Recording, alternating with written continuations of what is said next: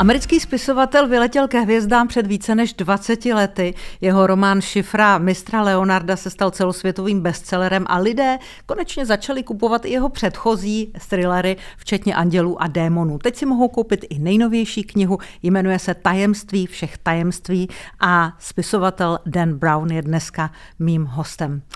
Thank you for joining us. Thank you so much for having me. What a pleasure.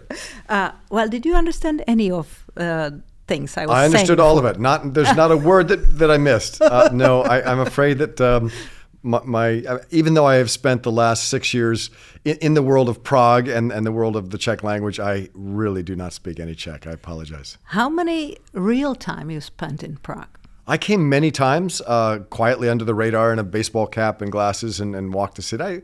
I think I've probably been here a total of 2 or 3 months. Okay, and I understood that, at certain point you just came to the people you're surrounding with, your friends here in Prague, and you said, show me something which ordinary tourists wouldn't see. So, yes. What did you see?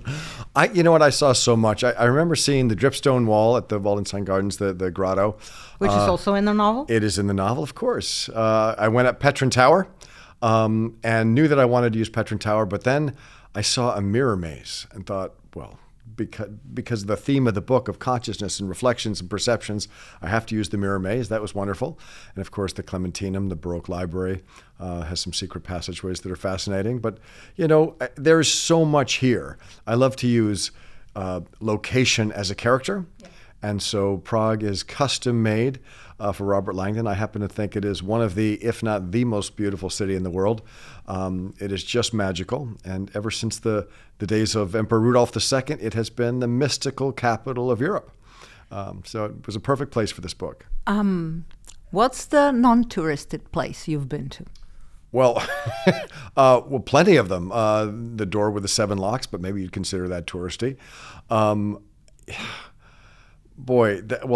It's funny, the non-touristy places, I don't know what those even are. Okay. But because I have heard something that you actually went to see the sewerage, so, I have seen, yes. I did go down and see the sewers beneath Prague. And was it the old town square you went down to? I went down there, and it was interesting. It was not the most pleasant part of Prague, but it was very interesting, fascinating. And I thought maybe Langdon would use it for an escape or something, but it did not make the novel. And for anybody listening who has not been to the sewers beneath Prague, maybe just take a video tour. Right. I've been there, and I must really say you like Robert Langdon, because I wouldn't take him there, no way. So what's your top, let's say, 3 in Prague? Oh, there's so many. I mean, it's hard. It's hard not to look at St. Vitus Cathedral and just say, wow. I mean, everything about it. That to me is a spectacular piece of architecture. I really, really love the Strahov Monastery. Mm-hmm. And I love the Baroque library at the Clementinum. The astronomical clock is phenomenal, but I know that that's packed with tourists, but it's really has a fascinating history. My number 1 has to be Charles Bridge. And I know that I can see it from where I'm sitting right now, and there are countless tourists walking across it. It is just a spectacular piece of architecture, spectacular piece of history, and the views crossing that bridge. I'm afraid after Secret of Secrets, there will be even more people walking through that bridge. But this Secret of Secrets happens in the winter. I try, and there's a line in the novel where Langdon is encouraging people, don't come in the summer, come in the winter. I'm trying to spread out Prague tourism for the whole year. I'm trying to help. Do you get paid for it? No, I do not, actually. I do not. Are you sure? Because to me, I read the whole novel. It took me 2 days. I was really deep into reading. And then at certain points, I stopped because to me, it was there is too much product placement. And I wasn't sure if there is or if there isn't. There is no product placement in this book, 0.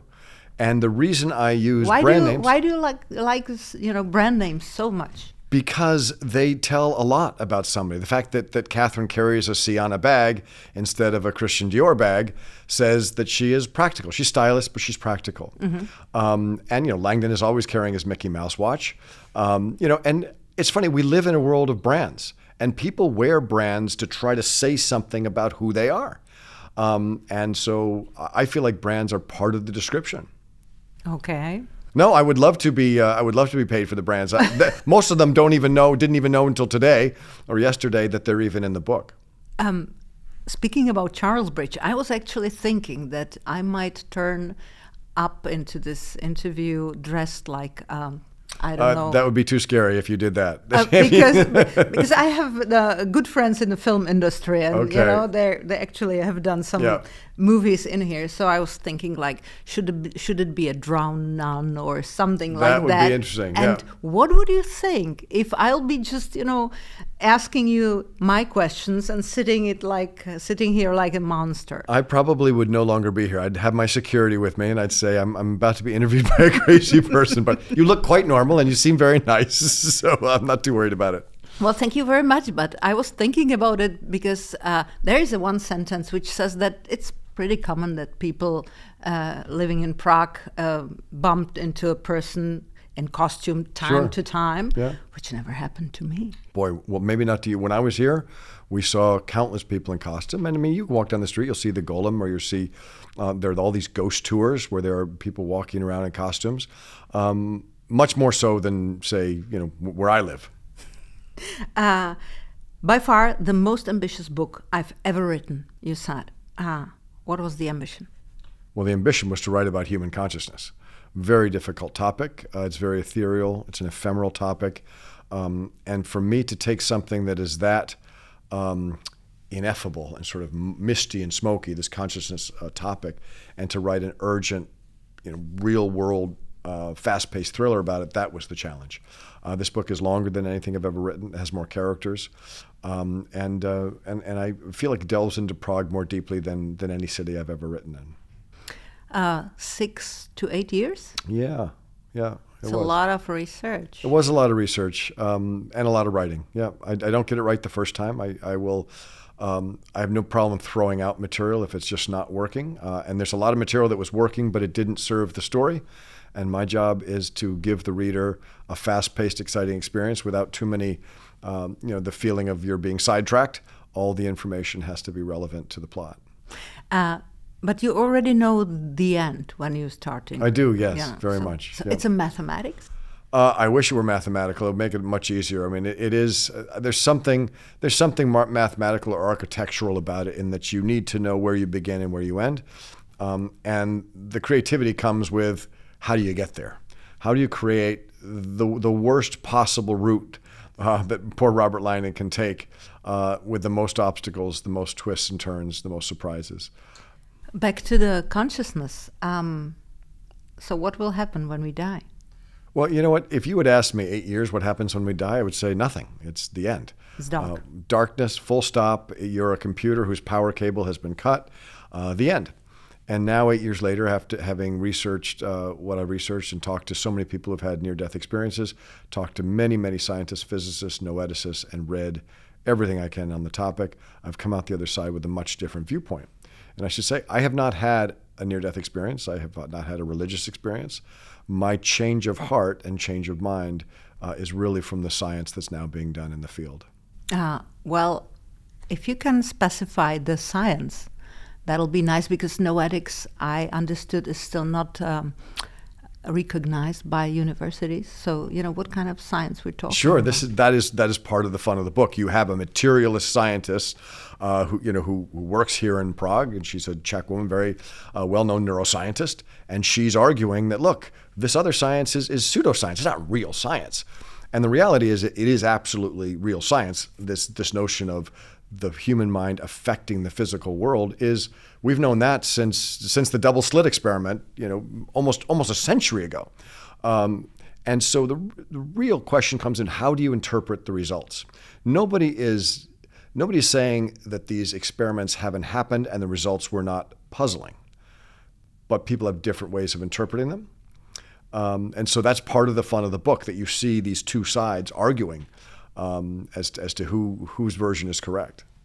So the spirit actually survives the human death. Well, that's the great catch-22, and that it's the big question, the unifier of all of us. No matter where we live, what language we speak, how old we are, we we all fear death on some level, want to know what happens. So this question of what happens when we die, we're all going to get the answer. But the problem is we can't come back and tell anybody. So that's what makes it such a fascinating topic. So 6 to 8 years of coexisting with Robert Langdon. Yes. What's your relationship? You know, what between two of you? He's the man I wish I could be. I live vicariously through him. He has a much more exciting life than I do. He spends his days running around in this beautiful city, and I spend my days sitting at a computer trying to get him out of trouble. You know, we share a passion for history and art and symbols and codes and all of that. He's a lot smarter than I am. And it's funny, I've had people say, well, how can he be smarter? Because everything he says, you have to think of. And I have to explain that if Langdon just sort of glances out the window at Charles Bridge and gives a perfect, spontaneous soliloquy on its history and its importance, like that took me many days to research and write. Because I was thinking about Conan Doyle and Sherlock Holmes, and at a certain point, it is well known that he wanted to kill the guy because it was too hard to live with him, and he wanted to do other things too. Yeah. So I was actually wondering about your kind of relation to Robert Langdon. He's the man I wish I could be. Okay, so you don't have any trouble with him, even though you spent so many years with him. No, he's a friend. He's an alter ego. What actually sides of your character do you see in Langdon? Curiosity. Okay. He doesn't like violence. He tries to solve problems with his mind. I'm very much that way. I'm terrified of guns, and I don't like confrontation.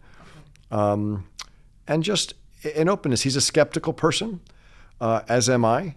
And so he starts this book in a very skeptical place. And Catherine is saying, this is my science. And he's kind of like just the person you mentioned, like, look, is it really science? I don't know, And I was very, very careful to make sure that there were characters questioning her all the time. And Langdon was one of them. And so for readers and I think most readers will maybe hear some of these experiments and hear the results and say, but that's impossible. And fortunately, Langdon's right there. They say, but that's impossible. So he plays the skeptic right along with the reader, so the reader can just relax and know that there's really somebody who's not buying into this at all until he's convinced, and the evidence starts to pile up, and you say, wow, okay, I had no idea. How do you write? I mean, 6 to 8 years. Can I imagine you writing daily? You have like daily. I write every day, 7 days a week, from about 4 o'clock in the morning until 10, 11, 12 in the around noon. Okay. And then I get some lunch, have some exercise. Then I deal with some of the business of writing, which is the lawyers and agents and publishers. And then at night, my favorite thing to do is just connect with friends and have dinner. What's the secret of everyday writing? Is it discipline, goal, structure? Coming next effect? Well, I think there are two things. I mean, certainly discipline is very, very high on the list. And for most writers who've been successful, they don't really have to write anymore. They don't need to make a living. They've been successful and they don't have to write, but they choose to write. And the only way to make that happen when you don't have a boss who's going to call you at 4 a.m. and say, where are you, is to commit to it and be disciplined. And so I'm instinctively disciplined. That's not hard for me. But I think the real key is being able to hit the delete key when things are not working and say, I just wrote something that, yes, it reads well, but it's not right. And I know I spent a day on it, but it's time for me to just delete that. And do you do it just by yourself? Or yes. Do you have an agent who reads it and goes like, okay, this is probably, I have an editor, Jason Kaufman, okay, yeah. And he plays a role in the novel. He's Jonas Falkman in New York City, and you know that he has a terrible day too. And he's actually here. I was just talking to him. Is he here? He's here, yeah. Maybe it will be funny, to talk to him too. Yeah, you should. But maybe he won't tell me things. Because he's your friend. Well, I don't know I'll tell you anything you want to know, but he may have a different perspective. Can we go to the beginning of your career? Sure. Shall we? 5 years old you were. You wrote The Giraffe, the Pig, and the Pencil. Sorry. Yes. And the Giraffe, the Pig, and the Pants on Fire. Yeah. My first thriller. What was it about? You never talked about it. Well, there's a reason I didn't talk about it. I was 5 years old. It didn't make any sense. It was three friends, a giraffe, a pig, and a pair of pants that were on fire.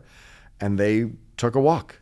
And they just sort of had an adventure and saw some things. And one of them got stung by a bee. And that was pretty much, I was a little kid. But it was the first of many, many things that I wrote. Because I just loved the creative process. And also, we didn't have any television growing up. My parents did not want to have TV. So we read books and made music. And my mom was a professional musician, and we all learned to play piano. And I still do that every day. And I have a piano in my room here at the Four Seasons. What do you play?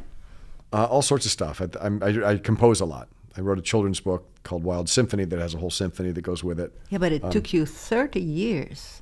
So... It took me 30 years to actually put something out, but I've been making music for a long time. I don't inflict it on anyone. I don't make you listen to my music. You have to read my books. You just don't have to listen to my music. Is the process same? It's almost like identical. Music and the writing, is it the same? They're so similar. You can't write a piece of music or a book without understanding structure. Absolutely need to understand structure if you're going to do either one of those things. You need to understand dynamics. You can't write 3 triple forte, super fast movements in a row, and you can't write 3 car chases in a row. You need to understand thematic material in good songs, in good symphonies, in good music. Themes sort of come up and fade away at just the right moment. Just as you're starting to forget them, there they are again to remind you that you're in the same piece of music. And the same thing with books. There'll be themes of, in this novel, there are all sorts of different themes that surface and disappear sort of repetitively through the book. Coming back to writing, no, actually, let's keep with music, because you moved to Los Angeles at a certain point. I did. And you started composing music? I did, yeah. I went out there as a singer-songwriter, and I was very fortunate. I got a record deal and made a record with the then British Record Producer of the Year, a very famous man, a very well-known producer. And the record came out and was a total failure. Nobody bought it. I think my mom might have bought it, but nobody else. And at that time, I had an idea for a book, and I wrote Digital Fortress. And the very first editor in New York City who read it bought it. And I thought, wow, publishing's so easy. And the book came out, and nobody bought it. And then I wrote another book called Angels and Demons, and nobody bought that one. And then I wrote Deception Point, and nobody bought that. And then? I wrote a book called The Da Vinci Code. And I remember reading the book before it came out. They had an advance copy, and I read it. And I thought, if this doesn't work, I need to do something else. Because when you're a creative person, really, all you have to guide yourself is your taste. You write the book that you would want to read. And I read Da Vinci Code and thought, this is the book that I'd want to read. And if other people don't share my taste, then I should just do something else. It wasn't, oh, woe is me. There were many things that I would have been happy doing. Teaching's one of them. And then the book found an audience. And the irony is that the 3 books I wrote before, I didn't change a single word. And they all went to #1. And so you realize, like, okay, I guess people do share my taste. And that's just the way my career has gone. It's been kind of up and down. I was just thinking whether you've done something differently in Da Vinci Code, or whether, I don't think so. And it's funny, I have people come up to me and say, my favorite book you've ever written is Angels and Demons. Or my favorite book by far is Deception Point. Why can't you write another one like that? Stop with Robert Langdon, write this other thing. Everybody has, it's not like everybody says Da Vinci Code is perfect and the rest of them, they're okay. There are people certainly plenty of people who didn't even like Da Vinci Code. But it just seems that I have a very specific style of writing. Some people love it, some people don't. But the people who love it are my fans, and the people who don't are my critics. And fortunately, there are many, many writers out there, and everyone can find someone that they enjoy. I still want to, figure out what was it, whether it was a stroke of luck with Da Vinci Code or better marketing or, It was both of those things, really. I was with a new publisher that really, they decided this is a commercial book. We love this book. The whole publishing company loves it, and we're going to get behind it. So they printed a lot of copies and did a lot of advertising. So enough people read it to call their friends and say, I just read a really interesting book. You should read it. And then it just sort of went from there. And there's some luck involved. I mean, in any creative endeavor, or really any successful endeavor, it looks like you've done it alone, but it's not, to the outside world, they say, oh, this guy wrote a book. Well, no, I wrote the book, but there were people who edited it, and did the cover and marketed it and committed their own time and resources to put it out into the world. So it's really publishing as a group effort. And In the Secret of Secrets is a whole thread of a New York publishing company, my publishing company. And you get to see, how are books purchased? How are they marketed? How are they protected? You said, I wrote a good commercial book. So, is it the literature you're creating, or is it like commercial reading? I'm not sure what the difference is. I write the book that I want to read. I love to entertain. And that's one thing that these books do well, for better or worse. They're very entertaining. They pull you from the beginning to the end. And ideally, if I've done my job, you learn a lot along the way. And certainly there are plenty of critics who say, well, this isn't real literature. I mean, I don't even know what that means. It's sort of like saying pop music isn't really music. I don't really understand that. That this is it's a book. And if it's your taste and you enjoy it, great, enjoy it. And if it's not your taste, there are plenty of other people to read. What happened when you become a star after Da Vinci Code? It happened like this. It did happen very, very quickly. I never really thought of myself as a star. I thought of the book as the celebrity, and I'm just the guy who happened to write it. But that's not really how it works. You're the face of the book, and you have to go out and talk about it and share people's enthusiasm and hear their criticism and all that. It's all part of it. And it's funny, I was talking to a friend of mine who's a very well-known author, and he said, yeah, when you publish a book, it's sort of like taking a balloon and painting a target on it and floating it up in the air and handing everybody a BB gun and saying, what do you think? It's very hard not to say, I loved it except this one thing, or whatever it is people say. But, I still want to know what happened, because suddenly, the big studios came to you and they say, oh, that Da Vinci Code, this is awesome, and your life probably have changed like dramatically. Oh, sure. There were enormous changes in my life. One is that I was recognizable. One is that I suddenly could pay my rent. I'd been working very hard as a teacher and a writer, trying to eat and have a roof over my head.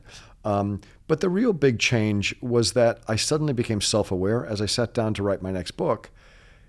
I spent about 3 weeks going, I hope this opening line's good enough. I mean, expectations. All these people are going to read it. Before I just wrote the book I wanted to read, and all of a sudden I was writing for millions and millions of people in 56 languages around the world. And I became self-aware and was crippled creatively because of it. And just after a few weeks, I thought, wait a minute, I've done this before. All these other books that I've written, all 4 books are hits around the world, and people enjoy them. So just write the book that you want to read. I thought, okay. And that's what I did. I understood that the people translating your book here were like closed in a room with no mobile phones, and they were, translating. And is it the part of mystery about secrets of all secrets, or the books are really, being stolen? Books are pirated all the time. Are they? Sure. And these so books, it's not a paranoia. It's just like the way it is. No, and I'm not the only author that does that. I mean, certainly, if a book, I finished this book almost a year ago, and it's just now coming out because of all the translation and the prep. If the book had been on the internet for the last 6 months, it's very hard to market it. So that's something that publishers do to protect their investment. It makes sense. Do you have bodyguards? We don't talk about that. So you do. Do you see anybody with me right now? No, but I think there's a guy behind the door. Well, not behind the door. Sorry. No, I was just wondering if because I was thinking how lovely that would be if me and Dan Brown will be walking, along the Charles Bridge or the Old Town and talking and having an interview. But I didn't realize that we will probably be recognized. Yeah, most likely, but it's wonderful. I mean, I love meeting fans, and I'm always perfectly happy to sign books and all that. It's just sometimes we're in a hurry to get somewhere, and there may be 50 people with books, and it's just you don't have time. And so there's somebody there to politely say, hey, look, walk with us if you want, but we got to be in the following place to this TV station at 2:00, and we can't just stand here for 20 minutes. And that's not my job, because I'm the kind of guy who's just grateful that anybody wants to read my book, and I'm happy to sign as long as it takes. Now you're touring? I am. Yeah, we're touring. I can't remember how many countries, but a lot. We were in a few countries in the U.S. and then in Canada. But this Prague is really where the tour starts. The international release party is here in 2 nights. I'm speaking at the Lucerna Palace tomorrow night, which is going to be great fun. I get to meet a lot of my fans. And then we have all the publishers from around the world of the book are flying in, and we're going to have a big party at Zofen Palace on Friday night. What's the most common question people ask you when you're touring? What's next? It's my least favorite question. And I always say, like, do you have children? And if they say yes, I say, I want you to imagine that your wife has just given birth. You're in the delivery room looking down her. She's holding the newborn, and you look in her eyes and you say, honey, we should really do this again. That's how inappropriate it feels. Well, I think it's connected with expectations, right? Because, Sure. Nobody likes to be pushed that he or she actually has to write another novel and jump higher and sell more, or, Sure. Well, wrong? This book took a long time and a lot of energy, and I will write again. I've already got outlines for other things, but right now it's all about connecting with my fans around Europe at the moment, and that's where my head is, and I don't really have the time to focus on a new book right now. How many books do you think you will write? No idea. As long as the ideas keep coming, I'll keep writing. It's a difficult process, but it's also an enjoyable one. And for example, this book, I would never have learned as much about Prague and the Czech Republic and consciousness as I have, because this book forced me to do it. I might have read a little bit about consciousness or a little bit about Prague, but writing a book really makes you learn. And I hope the books spark a lot of excitement. It's funny. I just landed at the airport and met the president of the airport. He's such a nice man, and he said he was so happy that the airport made so many appearances in the novel. They say that they're obviously Prague is a top spot in Europe for tourism. You certainly don't need any promotion whatsoever. But I do hope people start coming in the winter, so your summers are a little easier on you. How is it living in America nowadays with politics you have? I live in the dark. I live in a fictional world. I don't really talk about politics and don't really follow it. I write about much longer periods of time than whatever speed bump we're hitting at the moment. Isn't it so that you actually don't want to talk about it? Not like, because everybody is involved. You cannot, I don't know enough to speak about it. And it's just not a topic that interests me. I write about entirely different. I write about the world of art. Yeah. And, so. Would it be disturbing for you, or you just don't want to comment on that? I mean, if you ask me about, winemaking, I'd say I don't know enough to tell you about winemaking. I enjoy wine, but I don't, it's not something I would ever feel comfortable talking about. I have no expertise. Don't want to push you, but you're American living in America, so you probably know. Plus, your American ambassador in the book is pretty cunning. She's very smart and very tough. Her name is Heidi Nagel, and she is an anagram of my real life agent, who is also here in this hotel, Heidi Lang. So I have a lot of colleagues and friends who make appearances in the book as anagrams of their names. Do they know? They know now. Well, Mr. Brown, thank you very much for the interview. Pleasure's mine. Thank you. Thank you.